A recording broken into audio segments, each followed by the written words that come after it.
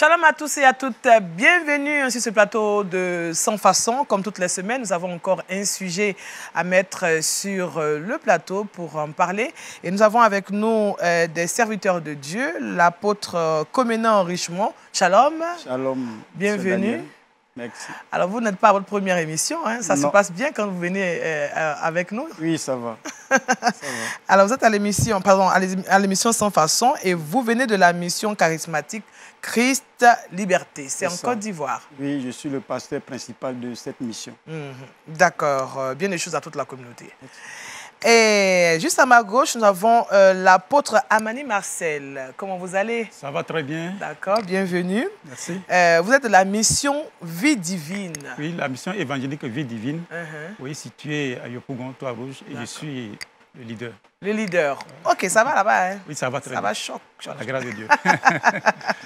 Bienvenue. Nous avons également avec nous le révérend Ba Daniel, qui n'est pas aussi à sa première émission, hein? Shalom. Shalom Daniel. Oui. Donc c'est mon homonyme, comme on dit en Côte d'Ivoire. Ça. Alors, vous êtes de la mission biblique internationale Christ Libérateur. C'est en Côte d'Ivoire aussi. Oui, effectivement, nous sommes situés au Trois-Rouges. Je suis le président, le fondateur principal. Voilà. D'accord. Merci d'avoir accepté notre invitation. Merci. Et nous terminons avec le pasteur Kofi Yao Laurent de l'église Épici. Épici, shalom d'abord. Shalom, shalom. Vous allez shalom. bien, pasteur? Ça va très Alors, bien. Épici qui voudrait dire... Église de Pentecôte internationale de Côte d'Ivoire. De Côte d'Ivoire, d'accord, ok. Nous faisons un coucou à toute la communauté, hein, ça se passe bien. Ça va très bien. Ça va Dieu très merci. Bien. En tout cas, merci à vous d'avoir accepté notre invitation. Avec vous, nous parlons d'un thème assez important, la durée des cultes chrétiens. On a l'impression que nos cultes chrétiens évangéliques ou bien protestants durent. Parfois, les membres en parlent, d'autres communautés aussi en parlent. Donc, on va nous aussi en parler sur ce plateau. Pourquoi? Parce que c'est important de le faire. Alors, qu'est-ce qu'un culte protestant ou évangélique? Je vais demander au révérend Ba de nous dire un peu ce qu'il pense. Effectivement, shalom à tout le monde. Avant d'aborder vraiment ce sujet, il faut comprendre le thème d'abord protestant et évangélique. C'est très important de comprendre. Quand nous parlons de protestantisme, voilà, le mot vraiment il est évocateur.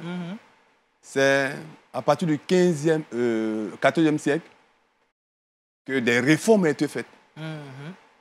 Et c'est à partir de là, et cela a pris forme pour devenir vraiment une branche principale. Et un culte, c'est un service religieux qui est attrait, n'est-ce pas, à un Dieu suprême. Donc c'est un office, un service religieux. Voilà. D'accord, un service religieux. Voilà. Donc il peut être protestant comme évangélique. Évangélique. D'accord, merci révérend Ba. On m'a demandé au pasteur Kofi. Merci beaucoup. Chez nous, quand on parle de culte religieux, un culte protestant, pour ne pas rentrer dans certaines définitions, comme les collègues sont là, chacun va dire quelque chose. Chez moi, c'est un culte où on annonce la parole de Dieu, où on sent qu'il y a une communion fraternelle.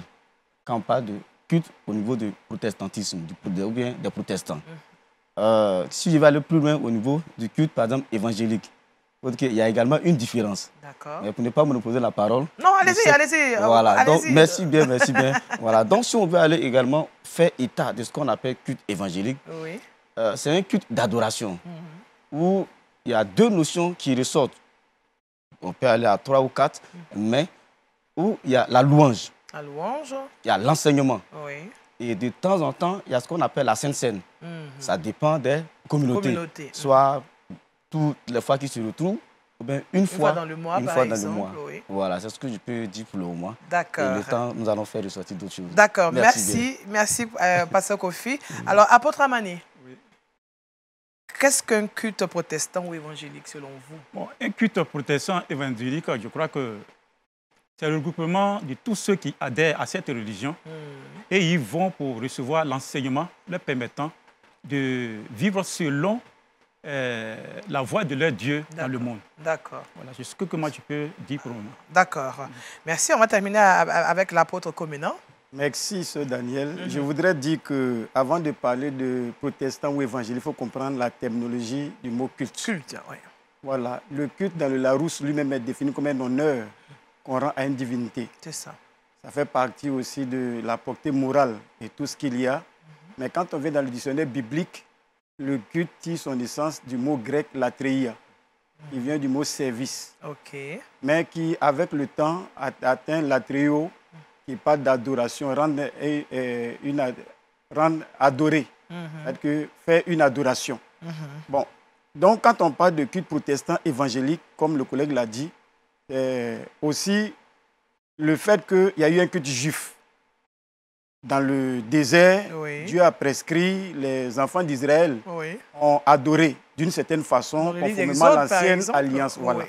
À partir d'Exode 25, Dieu a prescrit la construction du tabernacle, donc ils sont mis à voir comment ils allaient adorer ce Dieu-là. Et avec le temps, il y a eu le christianisme qui est né, donc on veut parler de culte chrétien. Le culte chrétien qui a commencé dans les années... ça veut dire que 36 ans après le Seigneur, par là, après la Pentecôte et tout ce qui s'est passé, mais on va voir que ça va être perverti à un moment donné. D'accord. Les voix du Seigneur, l'adoration et tout ça, il fallait toiletter ces déchets-là. Donc on va voir la réforme au niveau du XVIe siècle qui a commencé en 1500, le 31 octobre 1517 par là, par Luther que nous connaissons tous. Voilà. Et donc, à partir de ce toilettage-là, la façon d'adorer Dieu va changer, puisqu'on a parlé de protestantisme à partir de là. Donc, quand on parle de protestant évangélique qui est basé sur l'évangile, donc ce n'est que le fait d'adorer Dieu selon la réforme qui a été faite depuis Luther et aussi avec les principes bibliques établis dans l'évangile. D'accord. Ce n'est que ça. Ce n'est que ça. D'accord. Alors, je pense que chacun de vous a donné la définition. C'est vrai qu'il y a plusieurs communautés qui existent, comme on l'a dit tout à l'heure. Alors, quels sont les éléments, selon les composantes d'un culte d'adoration? Pasteur Kofi. En ce qui concerne les éléments d'un culte d'adoration, comme je l'ai dit tout à l'heure, voilà, il y a un premier élément qu'il faut faire sortir. Il y a la prière. La prière. Il y a la louange. Je le cite sans ordre, on appelle ça. Je ne veux pas dire qu'après la louange, voilà, c'est donné, voilà, bien sûr, les éléments. Alors. La prière, la louange, l'enseignement. Voici un peu 2 à 3 éléments. D'accord. Voilà, donc je pourrais faire cas. Sans sauter également, comme je l'ai dit tout à l'heure, la Sainte Seine. La Sainte Seine, voilà. OK. Apôtre Amani? Oui. Je crois que dans le même ordre que mon frère, je crois que je pourrais aussi ajouter les témoignages. Les témoignages. Les témoignages font partie, oui, de façon très essentielle du culte de Dieu. D'accord. Voilà. Et je crois que, au sud de ce que mon frère vient de dire, toutes les églises évangéliques ont un même, carnaval, oui, de faire leur culte et qui les amène à adorer leur Dieu comme cela se doit. Tous les dimanches, par exemple. Tous les dimanches, voilà. D'accord. Alors, apôtre Komena. Bon, ben, pour apporter une réponse à cette question, il faut dire qu'on va s'inviter dans la parole de Dieu, qui nous, dans 1 Corinthiens 14, verset 26, je peux lire pour vous. Que faire donc, frères, lorsque vous êtes assemblés? Lorsque vous vous assemblez, qu'est-ce qu'il faut faire? Voilà la question que l'apôtre Paul pose. C'est cela. Il va dire, les uns ou les autres parmi vous ont-ils un cantique, une instruction, une révélation, une langue, une interprétation, que tout se fasse pour l'édification. Amen. Donc, la louange, l'exhortation, les messages, l'instruction, comme ils ont dit, la prière, l'adoration elle-même, tout ça fait partie des éléments constitutifs du culte. Seulement, il faut leur donner, comme il a dit, dans l'ordre. Dans l'ordre, d'accord, d'accord. Révérend Ba? Je pense que tout ce que les collègues ont dit ici, c'est exact. Mais ce qu'on doit souligner, c'est que lorsque la réforme s'est faite, dans cette même réforme, il y a eu plusieurs groupes. Je vais parler des protestants. Je peux le dire le mot méthodiste, qui est un déroulé. Quand tu vas aller chez les pentecôtistes, tu vas aller à l'Assemblée de Dieu, eux aussi, ils ont déroulé. Tu prends par exemple le cas des Assemblées de Dieu. Là-bas, le culte est, je peux dire, il est personnel. Par contre, méthodiste, c'est un truc de groupe. D'accord. Un déroulé bien suivi. Quant aux pentecôtistes, c'est le mouvement de l'esprit. Donc, il prend du temps. Mais ce qu'on doit retenir, c'est que le culte appartient à Dieu. Amen. C'est Dieu qu'on doit voir dans le culte. Oui. La prière, la prédication, surtout la prédication, la parole de Dieu, qui est l'élément vraiment focal dans toutes les églises de cette réforme-là, où la parole qui est donnée doit faire du bien au peuple qui vient à ce culte. D'accord. Allez-y. Voilà, je voudrais ajouter quelque chose à ce que notre pasteur Ba a dit tout à l'heure, que ce qui est important, c'est Dieu. Il faut que, mais que ce soit la louange, ça soit l'adoration. Tout ce que nous faisons, que nous comprenons que nous sommes en train d'adorer un Dieu suprême. Amen. Je dis cela, c'est en continuant, je vais faire de sorte pourquoi je suis en train de dire cela. Non, voilà, parce que, voilà, nous le disons pourquoi? Parce qu'aujourd'hui, quand nous sommes assis, ou bien des fois nous sommes invités à des cérémonies, à l'église, on a l'impression que les gens ne savent pas réellement si c'est Dieu qu'on est en train d'adorer ou bien c'est un homme qu'on est en train d'adorer. D'accord. Dans ce cas, je voulais rebondir vraiment sur ce mot, vraiment qui m'a véritablement touché. D'accord. Mais quand je vous ai entendu parler, je n'ai pas entendu l'offrande. Est-ce que l'offrande ne fait pas partie du culte? Si, l'offrande fait partie du culte. L'offrande fait partie... Il ne peut pas avoir d'adoration sans offrande. Vous avez dit adoration, la parole de Dieu, la louange, même le témoignage, mais l'offrande n'est pas ressortie. Donc moi je me posais la question. Non, ne vous inquiétez pas. Oui, révérend Ba. En fait, ça fait partie des éléments du culte. D'accord. Pour nous, les éléments les plus importants. Ce pourquoi le culte est là, c'est l'adoration à Dieu. C'est-à-dire qu'il parle de la prédication, la parole de Dieu qu'on doit donner. Les autres constituants du culte se voient. Voilà, tout à l'heure, je l'ai dit, selon les réformes. Chacun a sa manière de le faire. Voilà. D'accord. Quelqu'un a quelque chose à ajouter? Non? Je crois que ça va. Ok, va. On était dans les généralités. On va parler maintenant, on va rentrer maintenant dans le vif du sujet. Tout à l'heure, je vous ai vu un peu citer la Bible. Par exemple, l'apôtre Comenan qui a cité la Bible de Corinthiens, 1 Corinthiens 14, 26. D'accord. Est-ce que la Bible nous donne un modèle typique voilà, du culte? Voilà. Bon. Si je peux avoir la parole. Allez-y. Bon, ben, je veux dire que la Bible ne donne pas un modèle typique. Quand on parcourt la Bible, il n'y a pas un modèle qui est tout tracé pour dire le culte commence comme ça et ça finit comme ça. Mais il y a des images. D'accord. Il y a des images.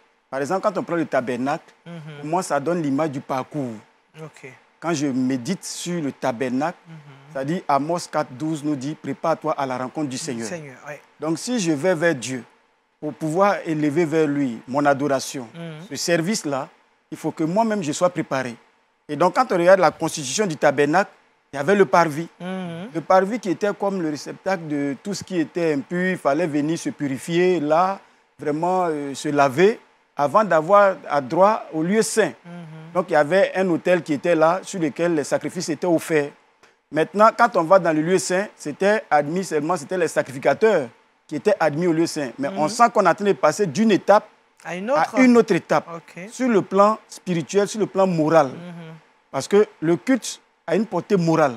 D'accord. C'est ça qu'il faut voir. Quand on voit Paul exhorter les Romains et autres pour dire « Je vous exhorte à offrir vos corps comme des sacrifices saints, des sacrifices vivants, saints, agréables. Cela sera pour vous un culte raisonnable. » Voilà, la raison du culte sera. Sinon, en dehors de ça, on ne peut pas l'avoir.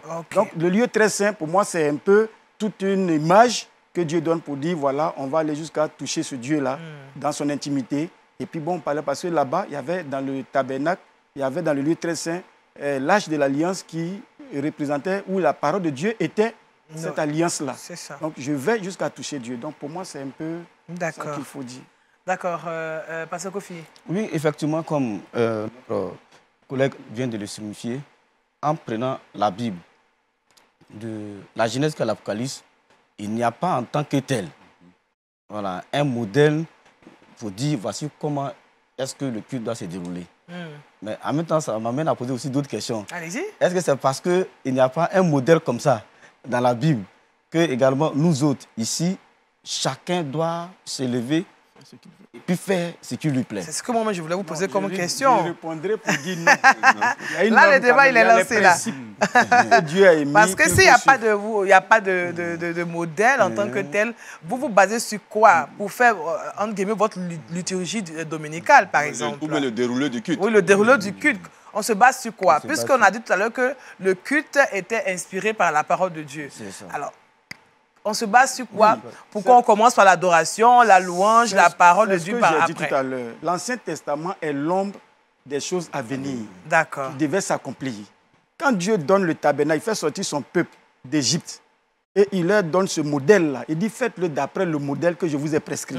Dieu est en train de leur donner une façon de voir et de faire qui va lui permettre d'être à l'aise avec eux. D'accord. Donc déjà, pour moi, si on étudie bien le tabernacle, on va comprendre qu'on ne doit pas s'écarter de ça de nos jours. OK. Merci. Révérend Ba? Je pense que ce que le collègue vient de dire est tellement clair. Lorsque nous voyons le parcours du peuple de Dieu dans le désert, c'est vrai, il n'y a pas de modèle type. Mais en ce qui concerne la façon dont le tabernacle était conçu, le parvis, le lieu saint, le lieu très saint, nous amène dans l'adoration, même pour faire le culte, on doit se préparer. C'est-à-dire, comment je viens devant Dieu? Avec quoi? Comment?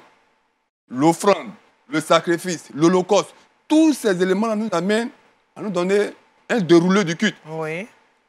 Je vais d'abord devant un Dieu qui est saint. Quand nous prenons le psaume 24, il dit, qui peut monter devant l'Éternel? C'est celui qui a les mains saintes et les mains pures. Voilà, le cœur pur et les mains innocentes. Donc, la préparation, la manière de le faire, la confession, jusqu'à aller écouter maintenant sa parole qui va nous faire du bien. Je pense que quand voyant cela, on va dire le déroulé du culte. On ne peut pas aller directement commencer par la parole. D'accord. On ne peut pas venir culte directement, on commence par les offres. Enfin, il veut dire ça dépend. On voit ça souvent par Apôtre Amani. Oui, je ne parle pas de culte raisonnable. D'accord. Oui, je crois que Dieu, en venant s'associer à l'homme, n'a pas laissé l'homme comme ça pour dire que lui, l'homme doit rester là, puis lui, Dieu va le téléguider. Dieu s'associe à notre intelligence pour pouvoir faire les choses. D'accord. Raison pour laquelle mes collègues, ils ont eu à dire qu'il y a des éléments que Dieu a mis à notre disposition, en fait que nous nous en servons pour pouvoir le servir. Donc il n'y a pas un modèle type comme ça pour dire que non, que oui, c'est comme ça, fois deux, fois deux. Mais Dieu nous donne l'intelligence de pouvoir utiliser ce qu'il a mis à notre disposition pour savoir l'adorer. D'accord. Donc, on est tous d'accord sur ce plateau. Oui, lorsque par exemple, nous prenons l'église évangélique méthodiste, quand tu vois le déroulé du culte... Non, l'église protestante méthodiste. Protestante méthodiste, voilà. Le déroulé du culte n'a rien à voir avec... le culte évangélique pur. Pourquoi? C'est leur manière à eux de le faire. Et quand ils le font bien. Et les gens s'adaptent à cela. Mais quand tu vas de l'autre côté, l'Assemblée de Dieu dit non, que c'est tellement c'est figé. Donc pour eux, ce n'est pas festif. Chacun a son ça peut être solennel, ça peut être... On doit comprendre que c'est Dieu qui est au centre de ce que nous faisons. Quand nous comprenons ça, on n'a pas à juger l'autre par rapport au déroulé de son culte. Voilà. On pense que souvent, d'autres font bien, d'autres ne le font pas. C'est parce que c'est dans ce domaine que je pense que l'autre ne fait pas comme je fais, donc il ne fait pas bien. Donc faisons attention. D'accord. Mais que Dieu soit vraiment au centre du culte, ça va nous aider. D'accord. Voilà. Oui, je crois que... Quel est le but du culte? Le but du culte est de faire révéler Dieu dans la vie de tous ceux qui viennent participer au culte. Amen. On ne fait pas le culte pour le plaisir de le faire, ou bien comme un spectacle, un concert organisé quelque part pour faire plaisir à quelqu'un. On le fait pour essayer de communiquer Dieu à tous les participants dans le culte pour qu'ils puissent recevoir ce qu'il faut pour pouvoir vivre et s'approcher de Dieu. D'accord. Pasteur Kofi? Je pense bien ça va. Ça peut aller. Alors, le thème de ce jour, c'est la durée du culte chrétien. Alors, est-ce que, quand vous avez eu à parler, on n'a pas vu que le côté durée est ressorti? Est-ce que Dieu a donné un temps? Bon, c'est là le problème, en fait. Oui, c'est là. Alors, quelle est la durée normale d'un culte en suivant le parvis, le lieu de saint, le lieu très saint? Bon, tout ceci, c'est là les témoignages. Juste rigoler, hein, on a cité 3 parties, donc c'est 3 heures. Dans 3 heures. Non, juste pour rire. Mais je veux dire, si je peux me permettre, je veux dire, vraiment, c'est lassant. Et c'est discutable, hein, mais il faut avoir un temps raisonnable. Ça veut dire? Le principe, c'est que le culte est rendu à Dieu par l'Esprit de Dieu. Ça, l'apôtre Paul l'a si bien dit aux Philippiens.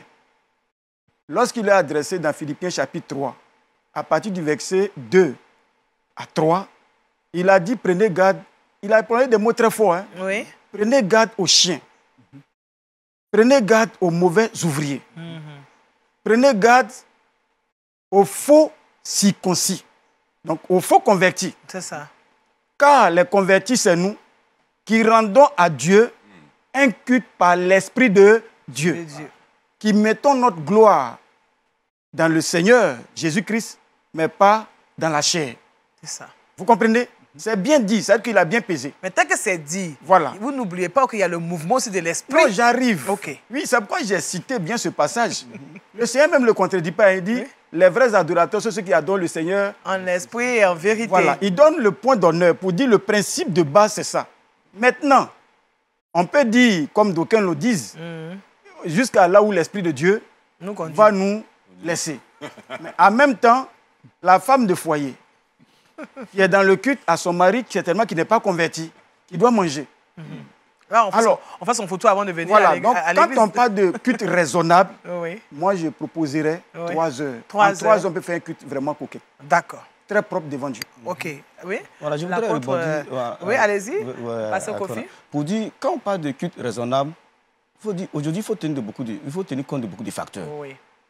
J'ai entendu quelqu'un dire qu'aujourd'hui, quand on vient à l'église, les gens sont pressés pour aller à la maison. Avant, quand on parle de sabbat, là, on commence le matin jusqu'au soir. Un vendredi soir, et puis jusqu'à ce samedi soir, qu'on s'en va. Mais aujourd'hui, on vient, on est prêt. Je dis, mais diantre, si on veut aller sur cet aspect, on ne va pas s'en sortir. Vous dites avant, aujourd'hui, nous sommes à quel siècle? Et comme notre, qu'on appelle ça? L'apôtre Comena a dit. L'a dit tout à l'heure. Il faut tenir compte de beaucoup de facteurs. Nous avons dans nos assemblées certains qui travaillent du lundi jusqu'au samedi. Ils ne voient pas leurs enfants. C'est seulement le dimanche qu'ils ont comme jour de repos. Le pasteur, nous, c'est notre travail. On va prendre le temps à ce DG, ou bien à ce, qu'on appelle ça, mais il est venu adorer Dieu, même si il vient en famille à l'église avec... Tout à l'heure, vous avez évoqué quelque chose. Oui. On ne peut pas faire un culte sans parler d'offrande. Oui. On va faire un culte sans parler de dîmes. Mais si la personne ne travaille pas, qu'est-ce qu'il va prendre pour faire les offrandes? Qu'est-ce qu'il va prendre pour faire les dîmes? Mais il travaille. Il travaille. Oui. Il est fatigué. Il doit se reposer. Pour que lundi, il puisse encore avoir les ressources pour aller travailler et revenir. Donc nous disons qu'il faut que les cultes, les heures soient raisonnables. Nous, à notre niveau, le maximum c'est 2h30. 2h30 2h30. D'accord. Apôtre Amani. Mais avant, excuse-moi. Avant de dire, c'est parce qu'aujourd'hui, il y a, chaque fois quand Dieu nous parle, et puis nous, les serviteurs de Dieu, on fait semblant comme on ne voit pas. Il y a certaines choses qu'il fait que je voudrais qu'on analyse.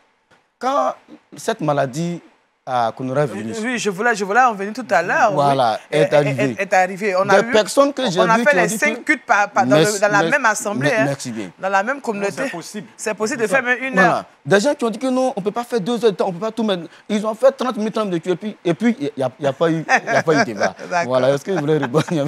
D'accord, merci, Pasteur Kofi. Apôtre Amani? Oui, nous, en tant que chrétiens évangéliques... Vous êtes des religieux, vous êtes des leaders à majorité. Donc, moi, j'aimerais que vous puissiez nous donner vraiment des arguments qui nous permettent de comprendre pour que le culte doit durer ou pas. Bon, il n'est pas question de si le culte dure ou le culte ne dure pas. Est-ce que le culte contribue à produire un résultat permettant à Dieu d'installer dans le cœur? Ce n'est pas parce qu'un culte dure que forcément les hommes qui vont sortir de ce culte-là voilà, vont recevoir la parole telle que c'est prédit.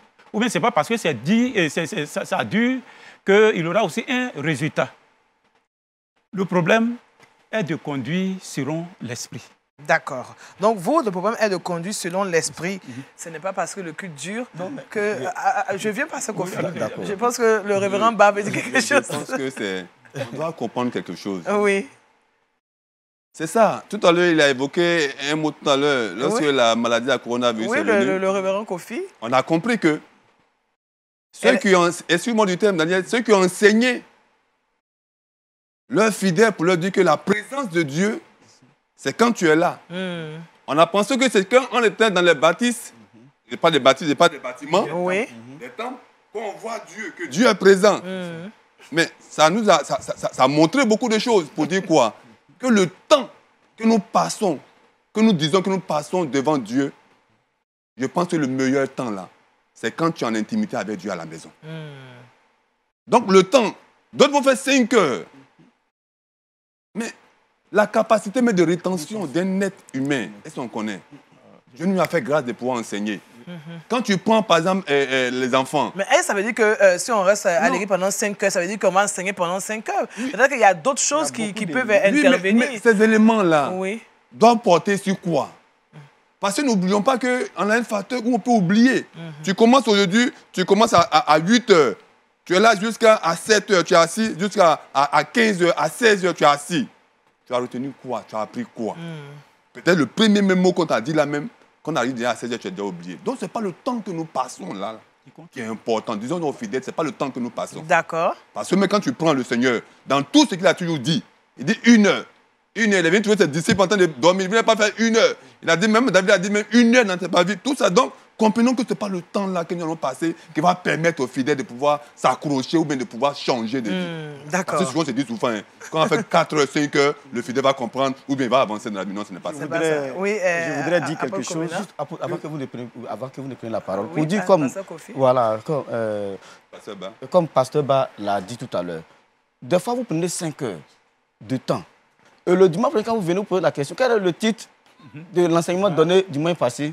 Peut-être sur 200 fidèles, vous allez voir peut-être une dizaine qui ont pu retenir quelque chose. Bon, pourquoi? S'il faut s'évertuer à maintenir les gens pendant des heures, et puis une semaine après, ce qu'on veut les inculquer, ils n'arrivent pas à, comment on appelle ça, mettre cela en pratique, c'est peine perdue. D'accord. Moi, je voudrais dire que le culte tel qu'on l'a défini dans la TIA, quand on évolue, on comprend que c'est aussi, ça veut dire qu'il y a un nom commun qui lui est donné, c'est que c'est le service. Mais en même temps, il y a servir, le verbe. Oui. Mais tout ça mis ensemble, c'est aussi une expression, un témoignage extérieur d'une consécration intérieure.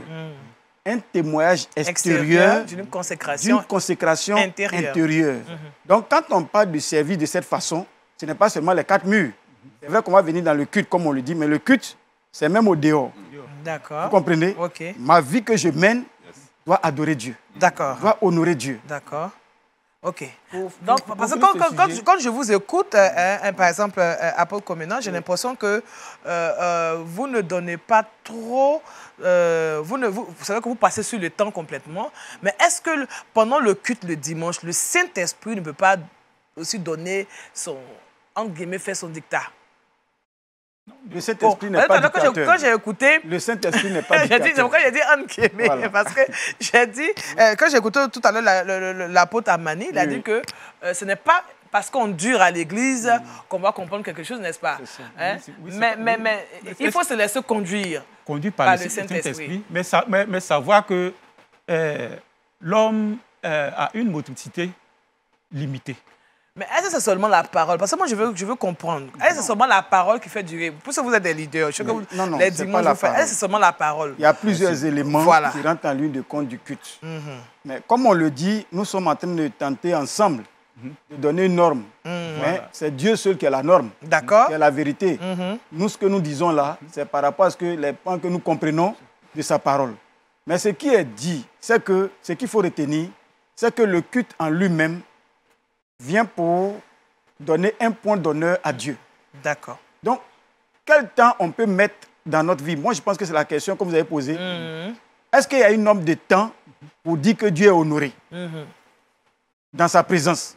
Donc, quel que soit, si je viens, qu'un culte est vraiment bien enlevé, bien conduit, même en 1 heure, 2 heures, 2h30, on peut avoir cette belle rencontre avec Dieu, cet honneur-là qu'on donne à Dieu, que de passer 10 heures, 15 heures. Ça, sincèrement. Je comprends votre... alors, Pasteur Kofi? Oui, comme Madame l'a dit tout à l'heure, est-ce que le Saint-Esprit, voilà, ne peut pas, en guillemets, imposer son dictat? Moi, je suis un peu d'accord avec vous. Mais là où, des fois, je ne partage pas trop la vie, c'est que de temps en temps, c'est compréhensible. Mais quand c'est du 1er au 30e, toujours, c'est le Saint-Esprit qui nous a laissés ici. C'est le Saint-Esprit, c'est ici le Saint-Esprit nous laisse. Le premier dimanche, c'est là le Saint-Esprit nous a laissé. On a une église réveillée, donc le Saint-Esprit. Effectivement, on a une église réveillée. Le réveil, ce n'est pas seulement dans la présence de Dieu, c'est aussi l'évangélisation. Le réveil pousse à la mission. On ne voit jamais des églises missionnaires. Les églises dites réveillées, on ne les voit pas missionnaires. Mais le réveil, Dieu se manifeste pendant le culte. Amen. Même les 3 heures, les 2 heures dont nous parlons, nous on fait 2h30 en minimum. Mais si c'est trop, 3 heures. Vraiment pour être dans le temps. Mais Dieu, dans l'adoration, il y a un temps qu'on appelle communion avec le Saint-Esprit. Dieu visite tranquillement. Il fait des merveilles. Donc il faut savoir organiser ces éléments-là. On est à l'essentiel. C'est de ça qu'on parle. Madame, je voulais donner un témoignage par rapport à ça rapidement. J'ai été en mission au Nord. Je n'ai pas dit le nom de la ville. Et quand je suis arrivé en 2012, il y avait un doyen à la retraite. Et je suis parti le saluer. Il a dit non, que lui ne voudrait pas que sa femme vienne à l'église. Il dit, doyen, pourquoi? Il dit non, il ne faut pas que sa femme vienne à l'église. Or, avant moi, il y avait un autre leader qui était là. Mais après l'enseignement, il s'est rendu compte que des fois, il commence le culte peut-être à 8 h, mais c'est peut-être jusqu'à 13 h. Oh, le monsieur, il est à la retraite. Il doit manger. C'est à 14 h, il mange. Donc, premier dimanche, j'ai demandé pardon, il a laissé la dame, elle est venue. Plus tard, à 10 h, on a fini. Le monsieur est parti se promener. Quand il est arrivé, son repas est prêt. Deuxième dimanche, il est parti se promener. Il est venu vers les 11 h, son repas est prêt. Troisième fois, il m'a appelé. Il dit, pasteur, excuse-moi. Que j'ai cru que vraiment, vous étiez toutes les mêmes. Qu'il y a moi un vieux comme ça. Ce n'est pas parce que je ne veux pas que ma femme parte à l'église. Madame, un vieux comme ça à la retraite. Dimanche, j'attends, c'est à 14 h pour manger. Quand je parle, madame dit non, c'est le culte qui a duré. C'est le culte qui a duré. Tenez-moi bien, tenez-vous bien, ce monsieur, après ça, devient des amis. Et après, il a commencé à venir à l'église. Et je l'ai baptisé. Il est devenu chrétien. C'est ça. Dieu merci. Donc, il y a des problèmes qu'on peut régler si nous sommes conséquents avec nous-mêmes. D'accord. Mais justement, qu'est-ce qui fait qu'aujourd'hui nos cultes durent? Par exemple, on a certaines communautés, il ne faut pas se voiler la face, où le pasteur arrive à des heures indues. Madame. Le pasteur arrive, par exemple, si le culte commence à 7 h, le pasteur s'emmène peut-être à 8h30 ou 9 h à la limite. Donc, si le pasteur doit enseigner, il prend son temps, il va faire le brise-glace qu'il faut. Alors, aujourd'hui, c'est vrai que ce que vous dites, ça peut tenir, mais aujourd'hui, qu'est-ce qui fait que nos cultes durent? Est-ce le Saint-Esprit ou bien ce sont les hommes eux-mêmes? Bon, je crois que... Oui, à Pontamani. Oui, je crois que si le culte dure, pour vous répondre, ce n'est pas le Saint-Esprit, c'est l'homme lui-même. Parce que le Saint-Esprit peut donner quelque chose qu'on va communiquer et puis ça va échouer, ou bien ça va quereller, comment dirais-je, tous ceux qui sont participants à ce culte-là. C'est parce que l'homme ne se laisse pas conduire par l'Esprit de Dieu véritablement. D'accord. Et des fois, c'est l'esprit humain qui prend le dessus. On veut faire voir notre état de star, faire croire que nous, on peut, faire croire qu'on a cette capacité, puis, bon, créer autre chose. D'accord. Sinon, que c'est pas parce que... Non, c'est pas parce que...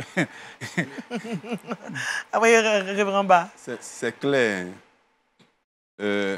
Pourquoi les cultes durent? Je pense que c'est une mauvaise organisation.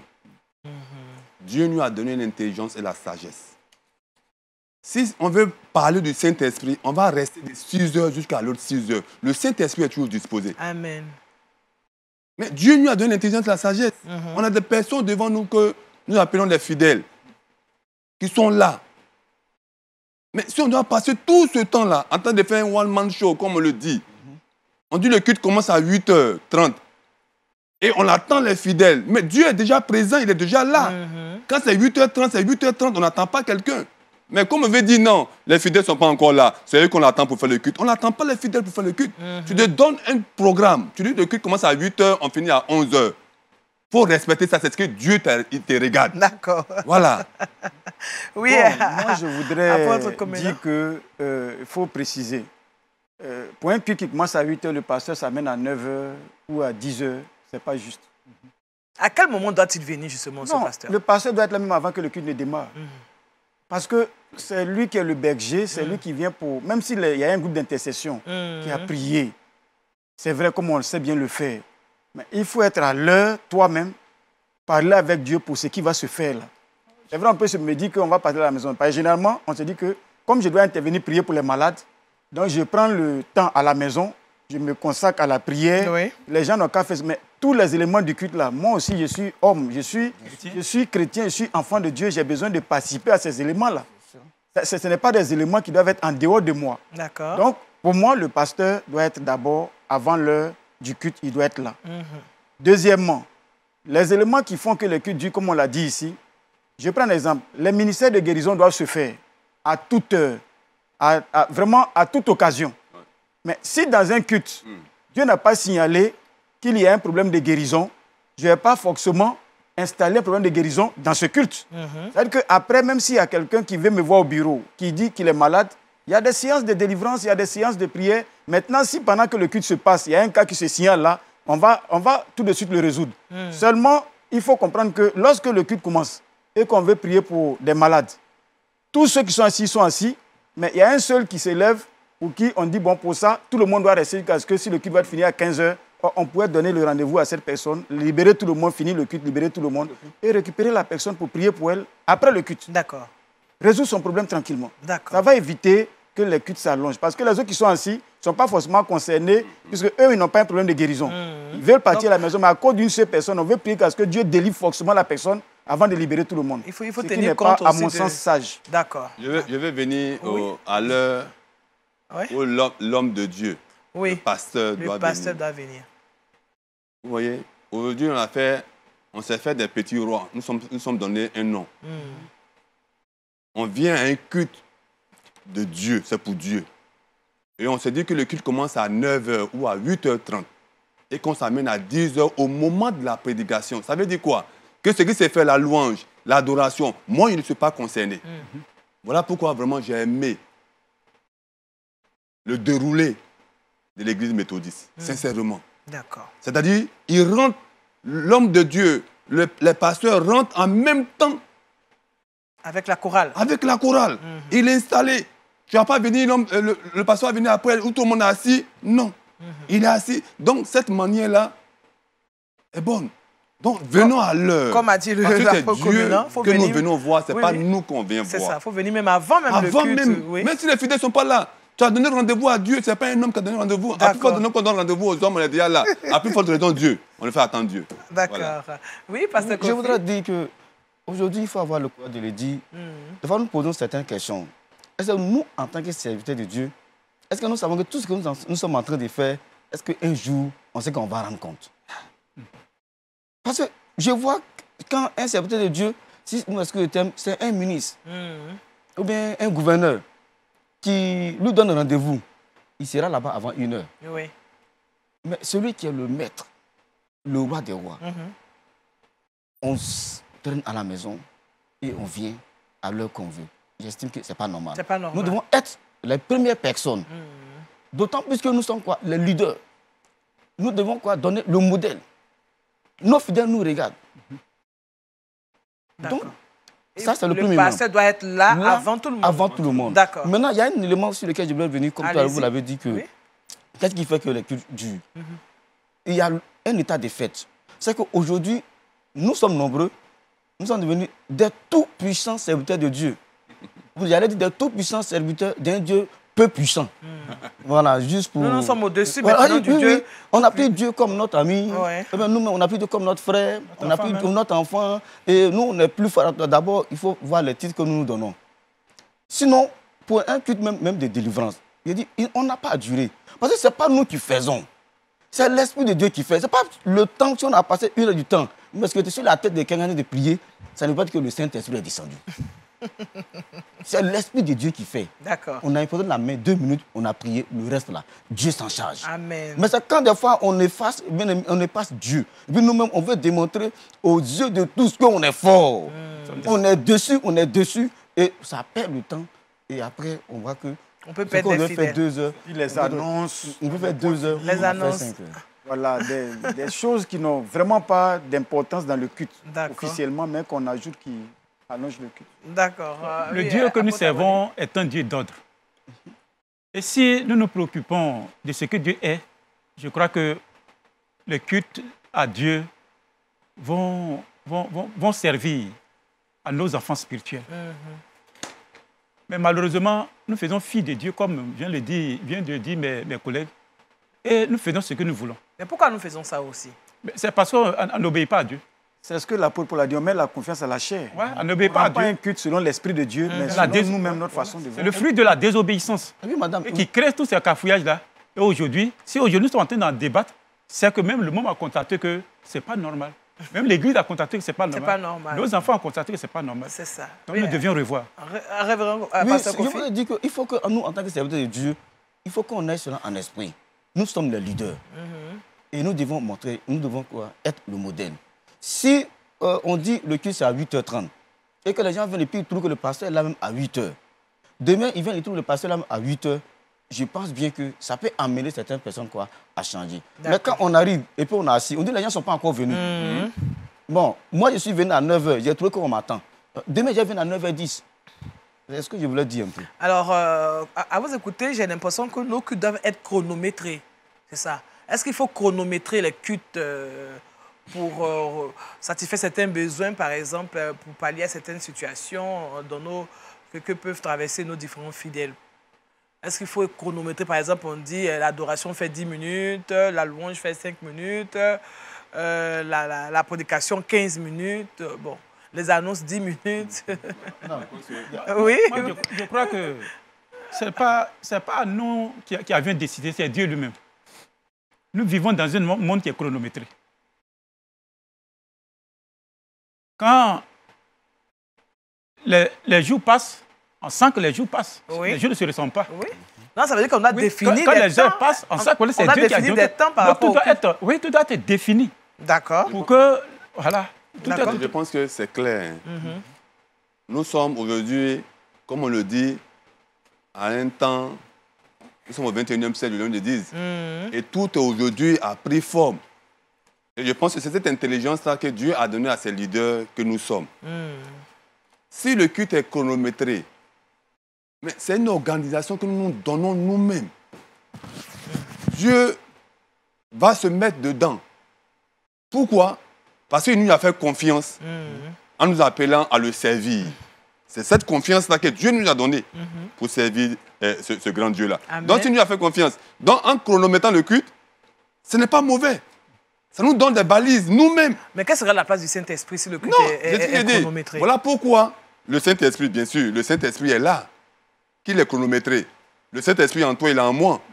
Voilà, donc, il est soumis. Nous sommes soumis. Voilà, comment on le dit. Voilà, donc il faut comprendre ça. Je voudrais poser une question voilà. à tous mes collègues. Oui. Bon, là, quand on a chronométré, on dit on doit faire 10 minutes d'adoration. Oui. Et puis à la 10e minute, on sent que vraiment l'adoration, c'est maintenant qu'elle est enlevée. Qu'est-ce qu'on fait? Est-ce qu'on est en train de prendre de l'allure? Oui. Est-ce que parce qu'on a dit 10 minutes, on doit arrêter? On bloque le Saint-Esprit? Je pense qu'il faut arrêter. C'est une manière d'être intègre avec nous-mêmes. C'est ce qu'on s'est donné. C'est vrai. On commence par ça d'abord. Mais est-ce que cette personne enfin, elle entend... Bon, quelque chose entend... Je vais plus loin. Oui. L'Église était triste depuis le début. On sent sur le visage des... Le dirigeant, lui, voit ça. Ça ne va pas. Oui. Tous les le ciel n'est pas ouvert. Quand on a commencé à chanter, même les gens sont déchirés. Les gens sont tristes. Tout est lourd. Et puis un moment, avec un cantique qui est rentré vers la fin des 10 minutes, là, qu'on avait donné là. Un cantique qui est rentré peut-être à 30 secondes avant. Oui. Et puis on sent que tout se dégage. Oui. Madame. On sent que le Saint-Esprit est en train d'entraîner les cœurs. Je crois que c'est l'excès. C'est l'excès qui est condamné. Ah bon? C'est l'excès qui est condamné. Quand on parle d'excès. Voilà. Oui, non, je crois que... On s'est compris. Oui, quand le la question, j'ai compris. J'ai eu ma réponse. Justement. Moi-même, je voulais poser la question parce que quand j'ai demandé... C'est l'excès qui est condamné. Voilà. D'accord. Mais sinon, si le Saint-Esprit est en train de faire son œuvre, quand même, et que le culte a été chronométré, ça n'ira pas au-delà du temps qui va amener Est-ce que vous êtes sûr? Non, ce que je voudrais que mon collègue me réponde, c'est que à partir de ce moment-là, ce petit temps qu'on a dit 10 minutes là, on peut laisser couler. Jusqu'à ce que on voit cette vie-là s'installer véritablement, que nous-mêmes on sait que maintenant ce qu'on va faire c'est la chair. Parce qu'à un moment donné, tu sens que ce n'est plus l'Esprit de Dieu. Bien sûr. Même quand un cantique vient, ce n'est plus l'Esprit de Dieu. Et ça peut arrêter. Parce que c'est un temps que Dieu a décidé, c'est de visiter son assemblée. D'accord. Donc puisqu'on est soumis à l'Esprit de Dieu, donc ça, il ne faut pas bloquer parce qu'on a chronométré, il faut être carré dessus, non. Bien sûr. Donc il faut être flexible. Voilà pourquoi l'Esprit de Dieu rend témoignage à notre esprit que nous sommes enfants de Dieu. Amen. Si aujourd'hui c'est fait, mais le Saint-Esprit, voilà pourquoi le culte là se prépare à la maison. J'ai chaque fois dit aux fidèles, préparons le culte à la maison, disposés en venant. Parce que l'émotion aussi, au moment du culte là, permet aussi d'extrapoler et on s'en va, on ne se contrôle plus. On pense que c'est le Saint-Esprit. Ok, c'est nous-mêmes qui avons voulu. C'est ça aussi. Faisons attention. Moi, je suis d'accord avec vous, mais quand l'Esprit de Dieu est descendu, descend, on sait qu'en fait, pour un discernement bien poussé, pour quelqu'un si on n'a pas le discernement, on peut bien préparer son culte à la maison. Dans tous les cas, celui qui vient le dimanche à l'église a eu le temps de préparer son culte, même si c'est pas la veille, mais au moins il a eu le temps de se dire que je vais à l'église, donc je prie peut-être pour mon culte. Donc, je suis disposé à aller rencontrer mon Dieu. Pour moi, mais il peut arriver que pendant l'adoration, ou même pendant la prière, après avoir écouté la parole, il y a quelque chose qui est en train de se passer. Il y a un mouvement de l'esprit. Il ne faut pas être carré sur l'heure. Là, il faut laisser. Est-ce qu'on doit continuer dans le chronométrage ou bien on doit bloquer les choses? Je pense qu'on peut s'adapter. Il y a ce qu'on appelle l'adaptation en souplesse. Daniel, l'adaptation. Oui, ça veut dire, en ce moment précis-là, nous sommes tous des enfants de Dieu. Le Saint-Esprit nous parle. L'adaptation va te permettre de laisser couler les choses, mais ce n'est pas tous les jours. D'accord. Voilà. Donc, c'est pas tous les jours. Pas tous les jours. D'accord. Quand nous lisons dans 1 Corinthiens... Ça veut dire que ça peut arriver. Ça peut arriver. Dans 1 Corinthiens 14, 40, où l'apôtre nous fait comprendre que tout se fasse avec bienséance et ordre. Mais c'est vrai, ça se fait bienséance avec ordre. C'est-à-dire qu'on s'est donné 10 minutes. Et les 10 minutes sont en train de passer parce qu'on se rend compte que l'esprit est en mouvement. Il n'y a pas de problème. Mais moi, je dis que Dieu nous a donné la sagesse. Si on a pris un peu le temps sur l'adoration, et que, par exemple, on sait que là-bas, on doit prendre 20 minutes, et ici, on a déjà pris 15 minutes, nous, avec la sagesse, je pense bien qu'on peut arriver à minimiser les dégâts pour qu'on puisse s'inscrire dans le temps. Je ne sais pas si on se comprend bien. D'accord, donc il faut rattraper. On peut rattraper. Au fur et à mesure. Ça, c'est la première. Donc, ne pas se départir de son organisation.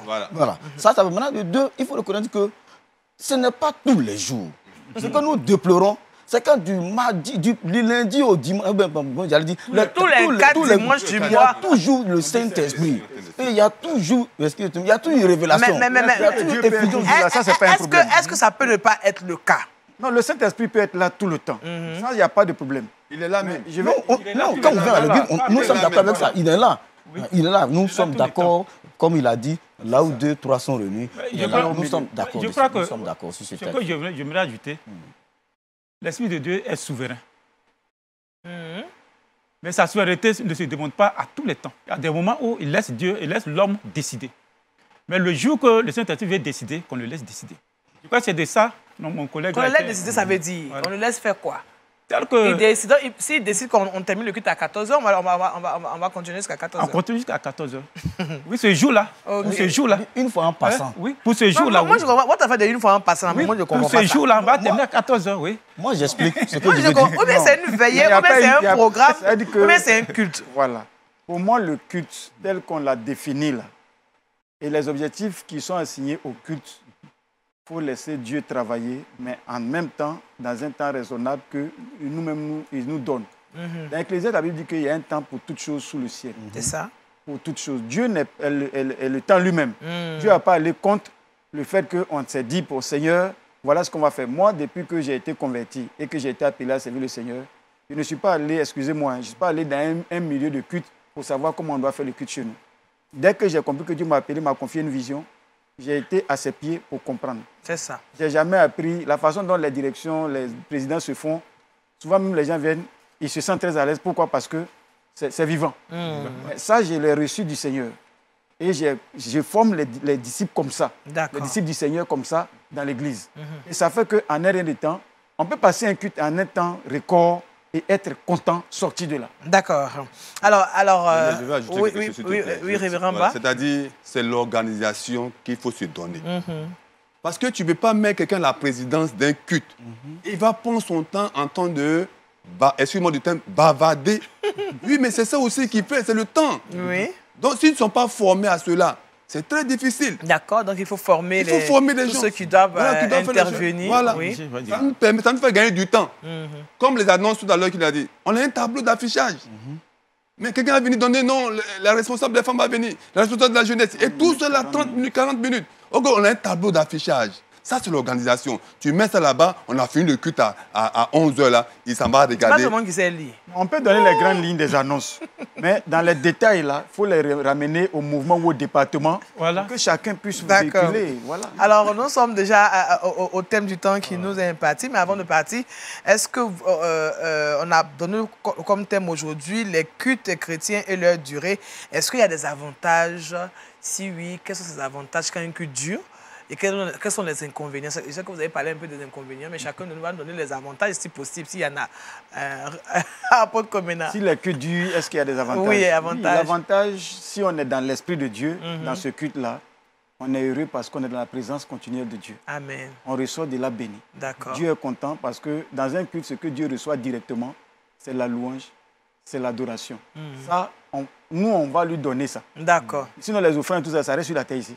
L'éducation, ça reste. Mais lui, quand il nous voit, il est content. D'accord. Donc ça, c'est un avantage. C'est un avantage. D'être dans sa présence. Parce que la louange et l'adoration, nous prenons dans sa présence. Amen. Pourvu que l'Esprit de Dieu conduise pour être dans sa présence, vraiment. C'est ça. Révérend Ba? Moi, je pense sincèrement, la durée des cultes, là, comme avantage, bon, vraiment, ça me rend un peu vraiment... Perplexe. Perplexe, voilà. La durée...